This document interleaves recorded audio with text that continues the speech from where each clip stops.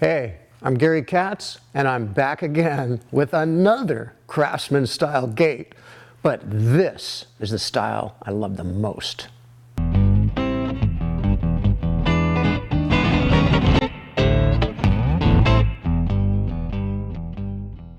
The thing I like about this particular Craftsman style are the sun rays, and in this one there's three. You don't always see three sun rays. More than often, you see just two in the Greene homes, but in the Gamble house down in Pasadena, there's a triple sun ray, and it just really knocks me out. They also, in that house, on the screen door at the back of the home, they continued these sun rays, and they broke right through the cloud lift with them, and they took them all the way down to the bottom rail. I've been attracted to the Craftsman style for many, many years, while at the same time learning an awful lot about traditional architecture too. And you know, I have some friends that live on the East Coast, I won't mention any names, and they kind of feel like my interest in the Craftsman style is interesting. It's maybe like a hobby or something, because they feel that real architecture really is based on the classical orders, you know, like the Federal style and the Georgian style, and the Greek, you know, the Greek orders, the Corinthian and the Ionic and the composite and all that stuff. And I believe the same thing. I believe that the Craftsman style deserves a place in our architectural pattern books too. I've also heard people say, you know, when you build a Craftsman style or a Greene mantelpiece or door or gate like this, all you're doing is replicating somebody else's work. Well, what's the difference between replicating some style from 2,000 years ago and replicating a Greene style, or a Frank Lloyd Wright style for that matter? I mean, these are all architectural icons for us, and we should learn from them, and we definitely should replicate them. And by replicating them, just by replicating the classical orders, we can learn enough about the architectural styles so that we can create something new and special from those styles. What really rocks my boat about this style is the organic nature of it. And that's what this cloud lift really personifies, and the sun rays too. But look at the cloud lift and the shape of it and how it actually looks like it's a natural limb on a tree, while at the same time giving you the overall effect of the whole appearance of the cloud lift design. You know, you can study this stuff. You can go visit the homes, you can check out books in the library, you can create your own library at home, such as I have, if you're really a nut about this thing. But you don't really feel it internally until you make one of these, until you get your hands on a piece of wood and you actually cut it with this curve and you ease the edges, and then you begin to get the feel of that organic design. I cut and prepared all the material exactly the same way I'm preparing this one sun ray. I started by running it through my surface planer so I get a nice, clean, flat, and smooth face. Then I ran that face against the fence on my joiner and got a really smooth, straight, clean edge, which is absolutely critical when you're making doors or gates. With that smooth, straight, square edge against my table saw fence, I ripped the material to the right dimension, leaving it a little bit fat. And then I ran it through the joiner one last time, bringing it to size and squaring up the opposite edge too.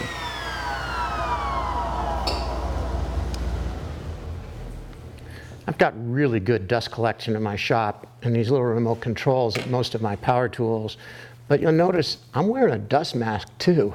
That's because this stuff is Western red cedar, and it will get in your sinuses and make a mess out of you, trust me. But it's a really durable exterior wood to use for a gate. I love it. I used it on my main gates too. You know, it doesn't matter anymore to me whether I'm using Western red cedar or whether I'm using pine in my shop though. I wear the dust mask all the time because there's just these little microfiber fine particles kind of dust that get in the air, and as I'm getting older I'm finding I'm more and more sensitive to it, and that's why even with the dust collector, even with a really good ventilation system and filter system, I still wear the dust mask. I've cut the cloud lift rail 48.5 inches exactly, and that is what's going to determine the width of the gate. It's the same for every door. I mean, that's what the gate is. A door is a door is a door, whether it's a gate or a door. And it's always the width of the rails that determines the overall width of the door or the gate. I mean, you have to add the width of the stiles too, but this is the first measurement we want to be concerned with. And we want to make sure that all the rails are exactly the same length. So this is our top rail, and I've got the bottom rail right over there. I want to be certain that this is 48.5 inches too. So all I have to do with my saw gear here is turn it on and punch in 48 inches and 1/2 and push start, and my little fence will move right out to 48.5. Then I'm going to take this piece and I'm going to just square up this end and get a clean cut on it, and then I'll slide this up against my fence and make my cut.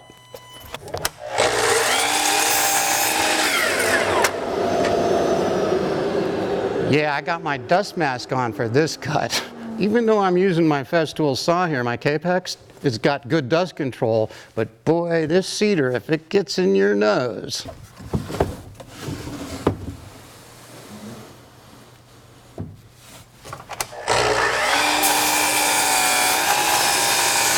Here's the template that I made, the pattern for the cloud lift that I used when I made the main gate across the driveway. So here's how that template fits right on that rail. And you can see this rail is actually a little bit wider than the template. And when I scribed this line, I just spread my scribes a little bit and followed the template. Now all I have to do is take the same template and use it on the opposite side. See, that Todd Murdoch, he's a brilliant guy when it comes to SketchUp. Now to cut this out, I used exactly the same technique that I used on the main gate across the driveway. I cut the straight runs with my track saw, and I cut the little curves here with a jigsaw, and then sanded up eased the edges with a sander and cleaned everything up. So now let's talk about laying out the cloud lift for all these sun rays. First of all, I made templates for the sun rays too. I mean, you can't use an angle finder or something and figure this out. Do it from a drawing. You can see I've got a template that fits each one of these perfectly. So all I have to do is trace the lines. I cut them out on my bandsaw. Then I took my router with a roundover bit and just eased all the edges. So the first step here in the layout is finding the very center of the rail, and that's 24.25. So I drew a line, a center line, right across the center of the rail, and then I measured across, according to my drawing, to where the center of each one of these tails landed for the sun rays. So the real challenge here is laying all this out perfectly. With these long extensions for the sun rays, I'm just putting a center mark on each one of them. Now we're going to lay out the lines for the upper sun rays. And for the center one, it's real easy. I'm going to just take my square here and set it right on the cloud lift and run a line straight up the sun ray.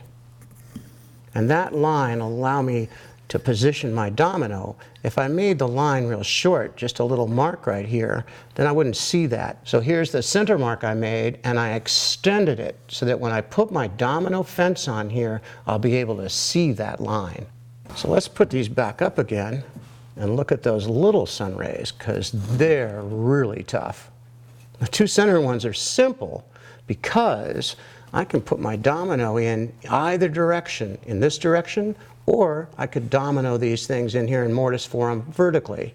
Whereas with these skinnier ones, I can't put the domino in horizontally like this. It'll come right out through the side of this sun ray. So I have to install the dominoes vertically, which means this center mark right here isn't going to help me on this sun ray. I need a center mark that runs right up the middle. So for these thin sun rays, I've got to do the same thing. I can't put a center line mark right here. That'll just confuse me. I've got to roll these over and put the center line right in the middle of this face, and I can actually just eyeball that. It's right there. And I'll extend that line too, right down the middle. And the same with this one. I'm going to take this one and just tip it over, kind of eyeball the center here, put my mark on there, and then I'll make my extended line so I can index my domino machine right off that line. Now if you screw this up, Don't worry about it. I mean, I screwed it up myself. This is really confusing. If you cut one of these mortises in the wrong direction, you can always bondo right over it and cut it again. So this center line isn't going to do me any good when it comes to positioning the domino on these smaller sun rays. And instead, I'm going to trace the outline of the whole sun ray onto the top of the cloud lift. And now I'm going to do the same thing on these two bottom sun rays, the narrow ones. So it'll remind me when I position my domino machine on this cloud lift to make sure that I'm cutting those mortises vertically in the cloud lift, not horizontally. Right now, I'm going to use that original domino, the smaller machine, and I'm going to use this medium-sized one. It's 8 by 50, and that's for all of the horizontal joints. And for all the vertical joints, I'm going to use this even smaller one, which is 6 by 40 millimeters. I'm going to do all the horizontal mortises first. I'm going to set up the fence distance from the bit so I can center the mortise right in the middle of this 2x. And it's really easy to do this. I mean, you can make it exact, or you can use a detent. Let me show you what I mean. So I'm just going to adjust the depth of cut here so that it's exactly 15/16. It's this spot right there that you want to measure to. And lock it down.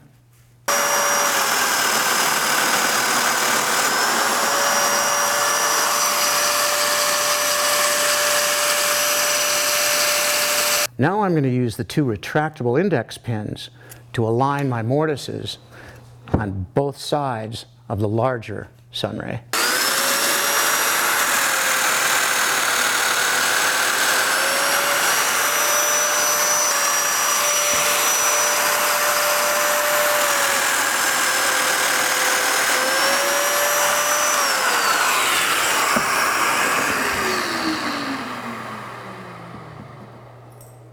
So there's my double mortises in the bigger sun ray, and you'll also notice that I've got the domino set so it's cutting a mortise that's exactly the width of the domino.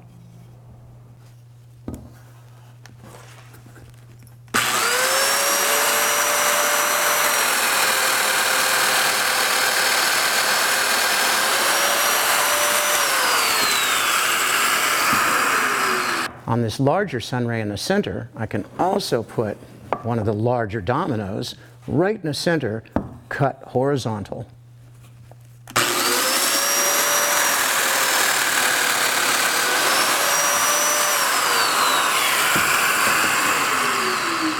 Now I can use this same cutter and the same setup to cut mortises for dominoes in both ends of this center extended sun ray.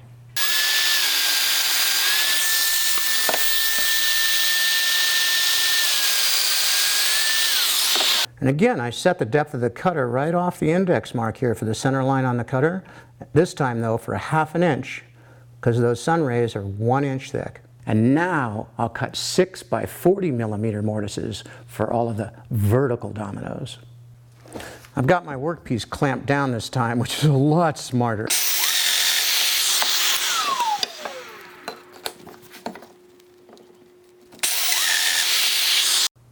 So for this mortise, I had to change the angle of the fence to match the angle at the bottom of this sun ray. And it was real easy to do. I just laid the fence down on the side of the sun ray and adjusted the angle on the fence until it sat flat against the angle at the base of the sun ray.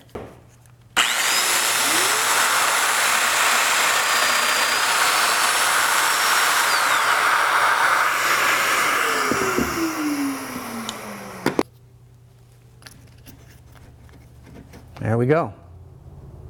I'm transferring all the center marks from that cloud lift mid-rail to the bottom rail and the top rail, because I want to cut mortises for dominoes in both of those too. Actually, in all 3 of them. But I want to be really careful to make sure I cut the smaller ones for the smaller sun rays and the bigger ones for the bigger sun rays, and the bigger ones have to be horizontal and the smaller ones have to be vertical. We'll keep it straight. So the trick I'm using is, for all the smaller ones that have to be vertical, I'm running a vertical line right across the edge of the rail. And that means I got to run a line vertically across this edge too. And every other location where I have to have a vertical domino.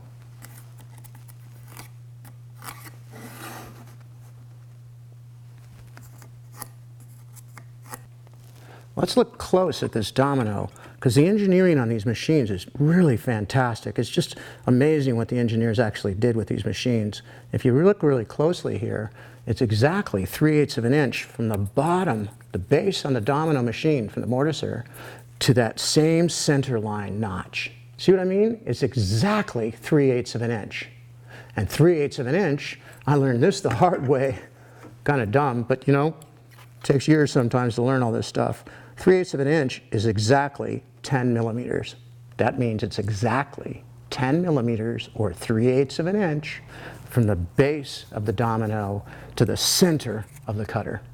So I'm going to take the domino, I'm going to use the center line on the base and line it up with the center line on the thickness of that rail, and then line it up right on the outside perimeter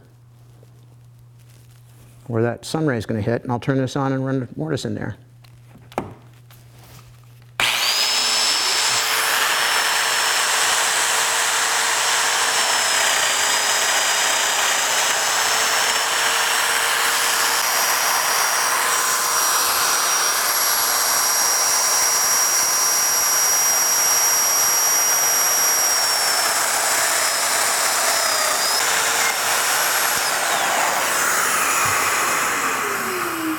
Look at it. These things are just perfect, perfectly centered in the center line here, and perfectly 3/8 of an inch, or 10 millimeters off this line, which perfectly centers the mortise in this direction too.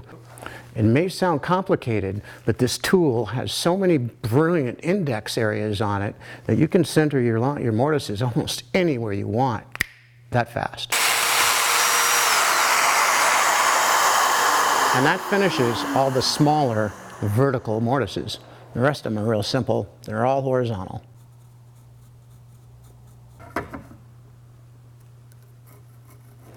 So these lines are going to represent the very outer edge of the big sun ray. And remember, when I cut these mortises in the top of the sun ray here, I index the pin on the domino on the outer edge here. So I need to do exactly the same thing when I cut the dual mortises in the bottom of this top rail.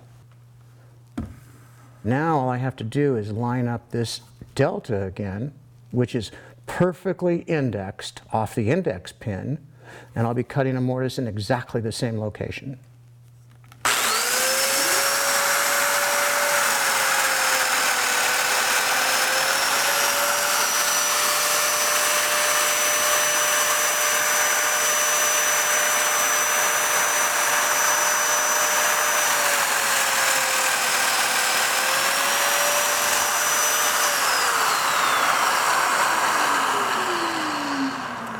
Now, if your line didn't extend up high enough in the delta here for you to be able to see it, well, you don't have to. You can actually align the domino right off this notch, which is another index area on the machine.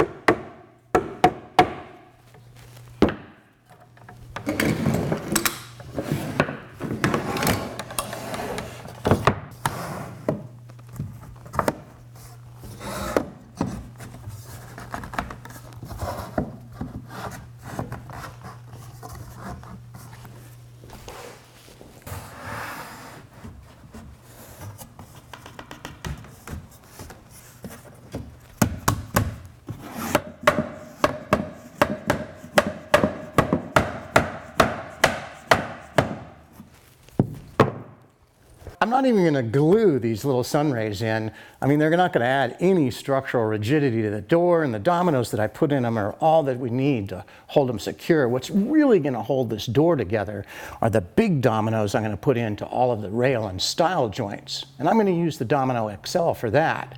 And actually, that's the next step, to lay out for those joints. And before I do that, I want to be sure that these clamps are on here so that these rails are parallel. I got 9 3/4 between the cloud lift rail and the top rail on that end.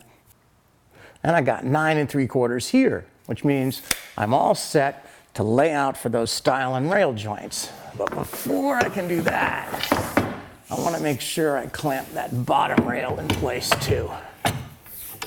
And this will take care of that. By far, this is the easiest part of the whole process. All I have to do is trace lines right on the outside of this mid rail and just at the bottom of the top rail, because I'll use the domino index pin to index the top mortise, and I'll use the domino index pin to index the bottom mortise on the bottom rail. But I'm going to need these center lines like this one to index that little delta window opening so I can get into this mortise. And down here I need a continuous line right like this so I know exactly where to cut off the waste. For this first mortise, all I have to do is take the index pin and hook it right on the side of the stile.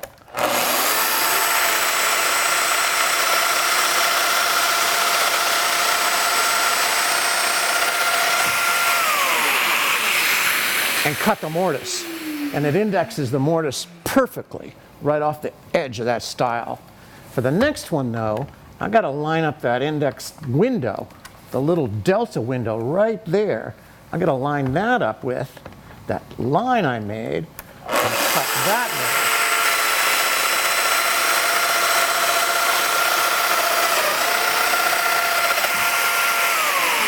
way. So I'm going to just take my delta and line it up with that mark.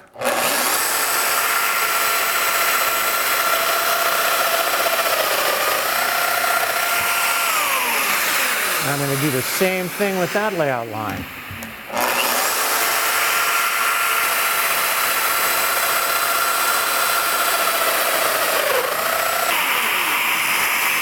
Now for this one, I'm going to do exactly the same thing. I'm going to line that delta window up with my layout line, and notice how I'm always pushing from the very, very back of the domino machine, so I'm pushing directly in line with the cutter.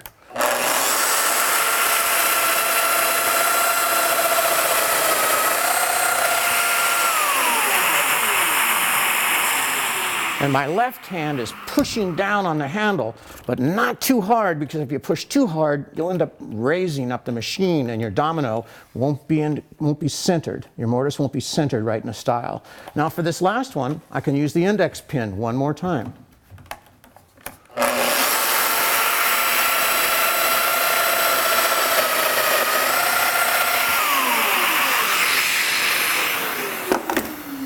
Now, I'm going to mortise for dominoes in all of these rails.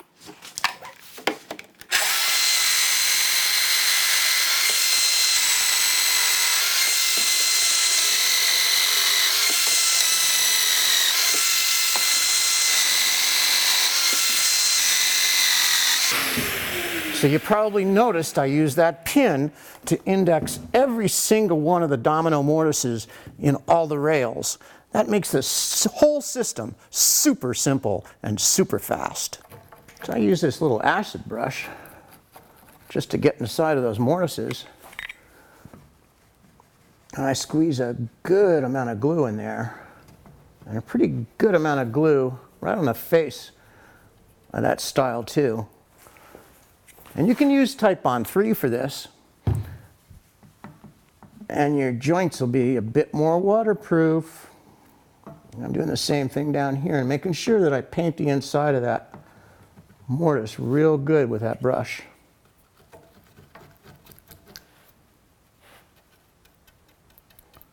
I like to glue up the stiles first, because once they're glued up, I can stick the dominoes into the mortises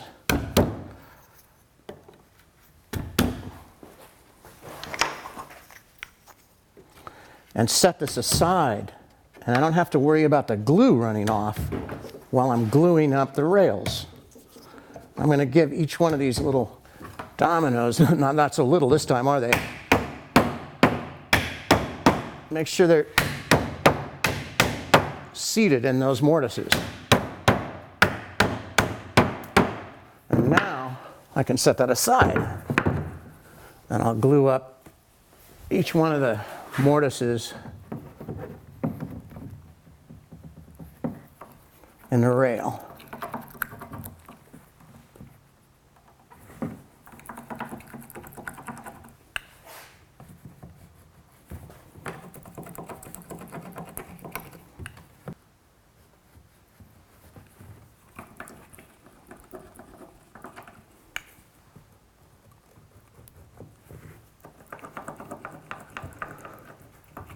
And I'll put a little extra glue on this rail here just to seal up this end grain.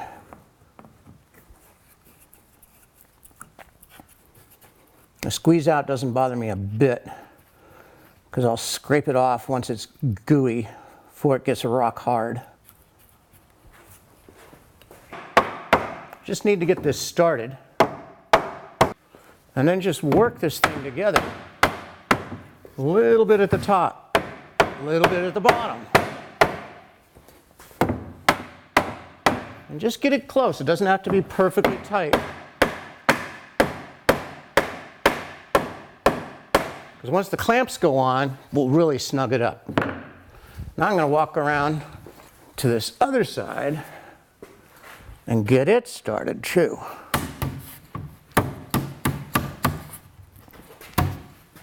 And I can take these clamps and loosen them now. Well, not that one, but loosen that one so I can adjust that rail just a little bit. I'm going to give this a smack. And now I can get these lined up.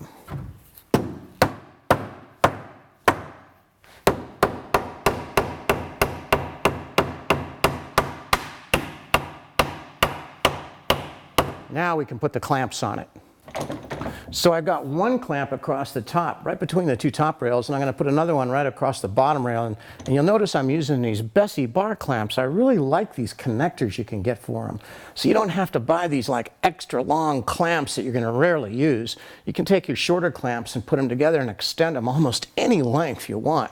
I'm just going to slide this in here, slam that up against the stile, and then tighten it up until I see that glue come out of that joint. There we go.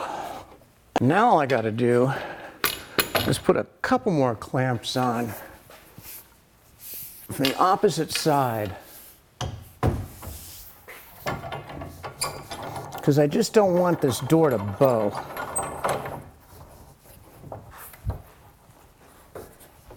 There we go.